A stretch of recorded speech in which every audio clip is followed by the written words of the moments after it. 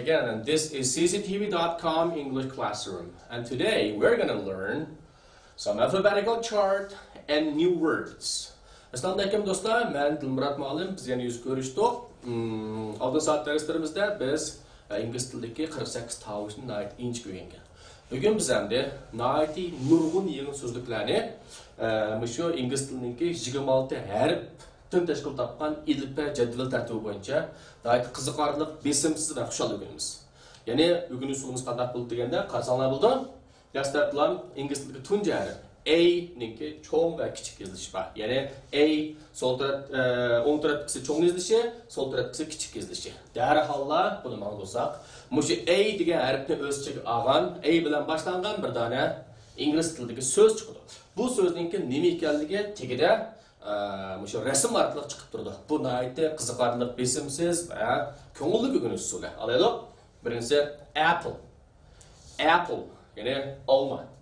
Apple yani hammalar bilamiz.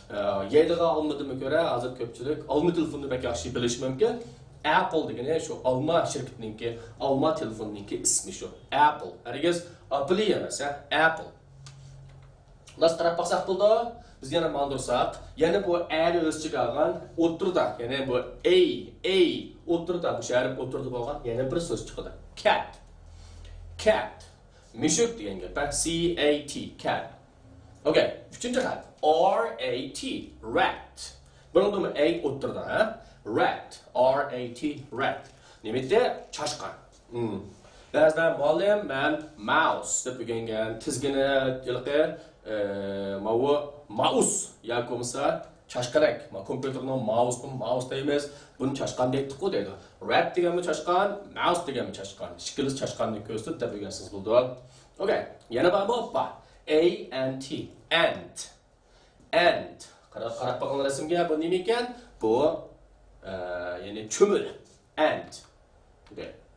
Endi ikkinchi harf ingliz tilida, yani ilp jadvaldagi ikkinchi harf B. O'ng tarafdagisi cho'ng yazilishi, sol tarafdagisi kichik yazilishi, B. B. Okay. Endi xat qarab baqsaq, bu yerda B, E ni tarkib topgan bir yangi xat chiqibdi. B. Sal uzunroq suzib o'qiymiz. B. Bu nima degan vaqtda asalasi, asalasi. Okay. Yana bu B bilan boshlangan yangi so'z boy. Boy. Ma'nosi nima ekan bola? O'g'il bola. Ya'ni kichik o'g'il bola deganni ko'rsatadi. Ana keyin B E A R. Ya'ni B ni o'z ichiga olgan bugungi uchinchi so'zimiz bear. Bear. Bear emas, bear. Bear. Nima ekan? Iq. Okay. Yana masak bo'ldi B-O-O-K, book. Rasm qarsak bo'ldi kitob degan ma'noda, book. Harigiz ma'ni book deb o'qimang. B-O-O-K, meyadagi ishga o birlashib u o'qiladi, book. Okay. Üçüncü bizningki ilp jadvaldagi harfimiz C. C. Cho'ng kichik yazilishi o'xshash, C. Okay. C-A-T. Bu yerda o'rgangan cat. Harigiz sat deb o'qilmaydi, balki bu yerga C o'qilishi K qayda o'zgarib turadi. Ya'ni cat deb o'qiymiz, mushuk.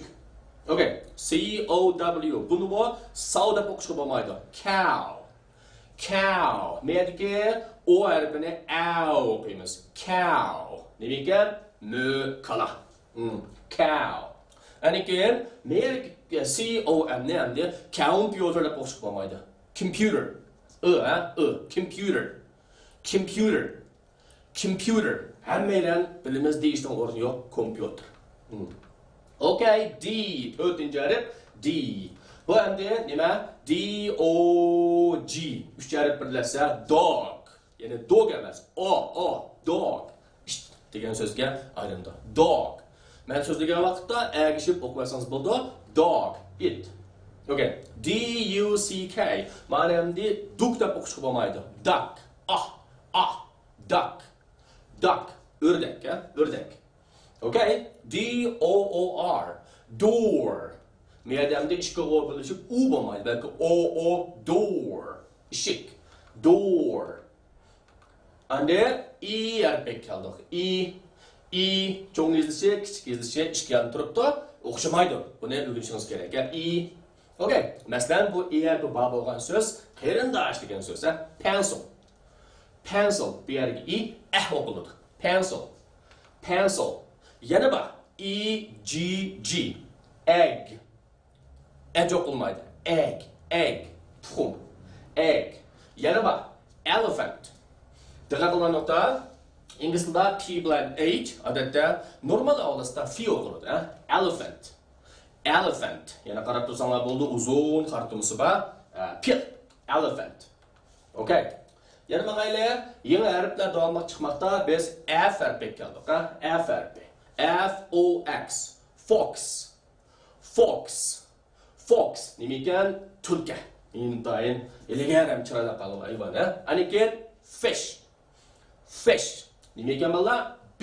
Beliqni fish deymiz.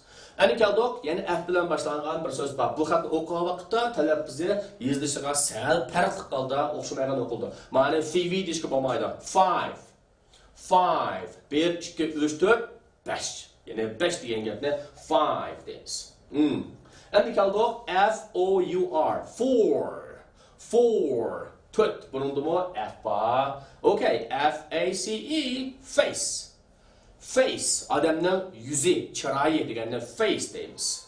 Endi savolashlar, bu yerda harfni o'rganish asos emas. Harfni biz ancha-muncha bilamiz. O'sha harf tarkibida bor bo'lgan ham xatlarni qaytirib, mening darsimni qaytlab anglab, so'zlikni o'rgansanglar bo'ldi. Bugun o'rganadigan so'zimiz, so'zlik vaziyatimiz bir qadar ko'p. Bugun balkim 100 so'zni o'rganishimiz mumkin-da. F-E-E-T.